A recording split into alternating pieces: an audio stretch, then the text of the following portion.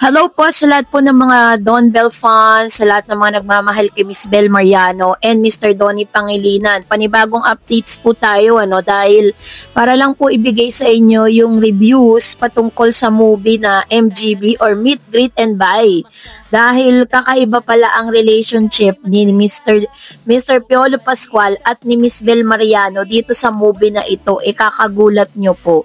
So bago yan, if you haven't subscribed yet to my YouTube channel, of course, please don't forget to like, share, and subscribe at hit mo na rin ang notification bell for more showbiz updates. Of course, bago tayo magpatuloy sa ating updates for today's video, of course, nais kong pasalamatan kayo for always watching and trusting this channel. Thank you so much sa inyong laging panonood at palagi ang pagsubaybay sa mga updates po natin.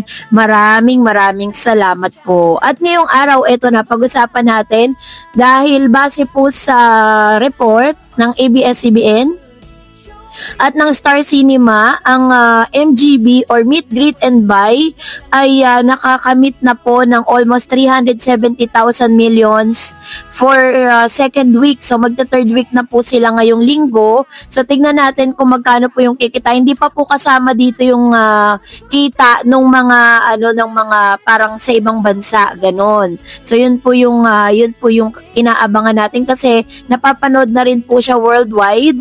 Napapanood siya sa mga bansa kung saan pwede po yung ganitong klase ng movie. Kasi may mga Islamic places kasi talaga na hindi po tinatanggap yung mga ganitong klase ng mga movie, 'di ba? Kasi meron silang doon may mga rules ganon, 'di ba?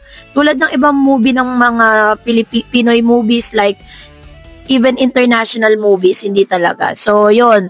So, nung napanood na po namin yung Meet, Greet and Buy, and talagang naiyak talaga kami doon na. Grabe po kasi yung storya nung Meet, Greet and Buy. Para lang po ito sa benefits ng mga seniors na hindi na po nakakapunta ng sinihan. Ang buong akala po natin, ang relationship po dito ni Piolo ni Miss Bel, magkapatid po sila, 'di ba? Ganon po yung peg na nakikita natin. So, para lang po to give you the background of the story, si Miss Maricel Soriano po ay may 3 anak. 3 lang po yung anak niya, puro lalaki. And then, meron po, dati na po siyang nagkaroon ng cancer. Ang kanila pong hanap buhay ay talagang, may lechonan sila. Si Miss Maricel Soriano po is meron siyang asawa na naging anak niya po si Piolo Pascual. Tapos, pagkatapos po nun is nag-asawa po siya ulit. Pero hindi naman po binanggit doon kung anong rason ng iwalayan nung unang asawa ni Maricel na naging bunga si Piolo Pascual na panganay niya. After how many years, nag-asawa ulit siya at naging anak naman si Joshua Garcia at saka si JK Labajo. So, ibig sabihin, magkapatid po sila, half-brother lang po sila dito. Tapos, si Piolo Pascual po, ang layo ng agwat niya dun sa kanyang mga kapatid. And then, pinadala siya sa ibang bansa. Kasi nga si Piolo Pascual parang nagbibisyo siya, ganon. Naligaw siya ng landas. Ganon po yung story na lumalabas dun. Kaya, nagdesisyon po si Miss Maricel, tsaka po yung kanyang stepfather na ipadala siya sa ibang bansa para dun mag-aral, para daw tumino si Mr. Piolo. Pero si Piolo po, meron siyang mga grudges siyang dala-dala doon po sa nanay niya kasi ang mother niya po during the time na nasa Pilipinas siya, parang feeling niya is hindi siya kinakampihan. Kahit na alam niyang nasa tama siya, mas kinakampihan pa rin yung stepfather. So, ibig sabihin, naging malupit yung kanyang stepfather dito kay Piolo. Kaya, nag-decide na rin talaga silang ipadala ito sa ibang bansa. Kaya, nagtrabaho, talagang nagsumikap si Mr. Piolo Pascual. Siya po ang nagpaaral sa mga kapatid niya. Pinaaral niya po si Joshua Garcia, pinaaral niya si JK Labajo. Nakatapos po si Mr.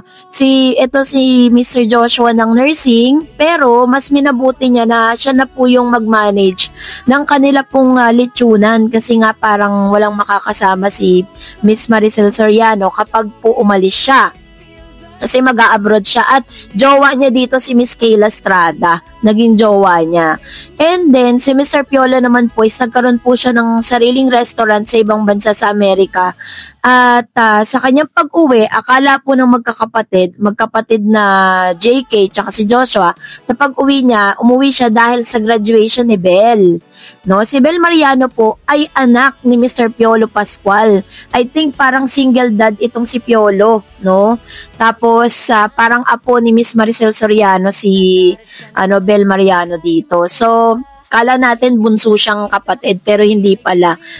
Mag-ama pala sila ni Piolo Pascual dito. At meron din pong daladalang sama ng loob si Belle Mariano kay Mr. Piolo Pascual. Dahil nga parang for the rest ng kanyang buhay, hindi niya nakasama yung tatay niya, hindi niya raw naranasan na magkaroon ng tatay.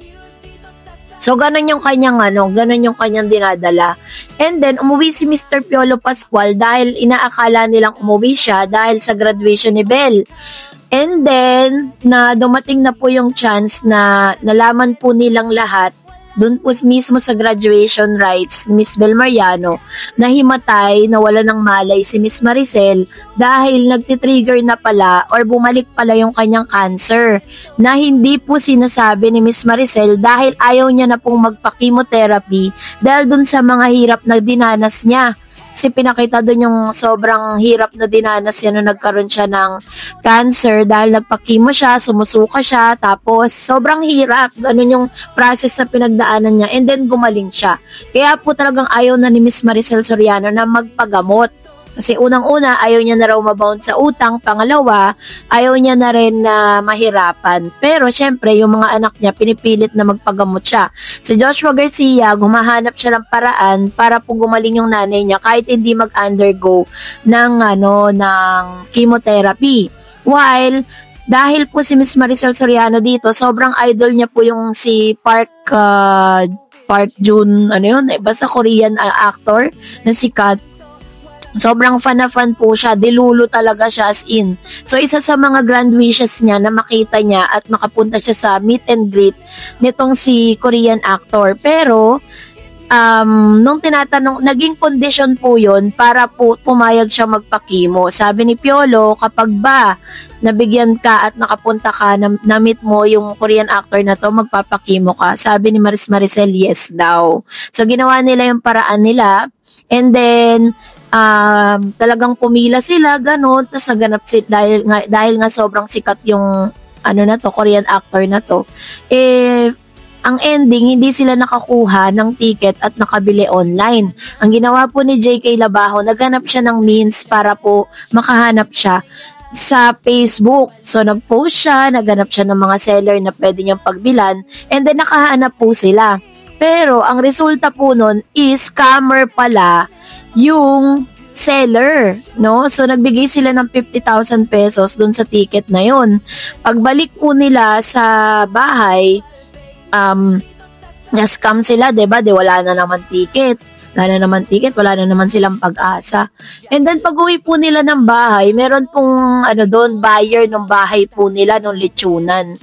And then, nagalit si Joshua Garcia, doon na po yung pinaka-intense na scene, kung saan nagkaroon na po ng sumbatan.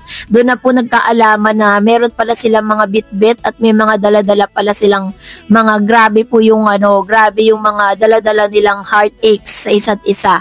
No? So, doon po nalaman po ni Miss Maricel Soriano, ni Joshua Garcia, JK Labajo, na umuwi pala itong si Piolo Pascual galing ng Amerika dahil baon na pala si Mr. Piolo sa kanyang pagkakautang doon. Dahil yung restaurant po na kanya pong itinayo doon ay lugi dahil tinakbo ng kanyang business partner yung kanyang na-invest doon po sa sa restaurant. Kaya ngayon nagkabaon-baon siya sa utang sa bangko. So dahil doon, umuwi siya at nagbabaka sakali siya na dito siya, gagawa siya ng paraan para makabayad. Binibenta niya yung bahay niya sa Amerika para makabayad siya sa pagkakautang sa bangko. Pero dahil nga may tumawag at ang nakasagot tong si Miss Maricel Soriano, ang ginawa ni Miss Maricel para po hindi makulong yung kanyang anak, kasi yun ang sinabi sa kanila na makukulong nga. Para daw hindi makulong, is kailangan bayaran. So, ang ginawa ni Miss Maricel bilang nanay, binenta niya po yung lechonan na nagkinagalit ni Joshua Garcia. Yun, doon na po nagsimula lahat. And then, nalaman na nga nilang lahat na gano'n na nga yung pangyayari, 'di ba? So, medyo talagang intense po yun. Grabe po yung kanilang iyakan doon. Grabe po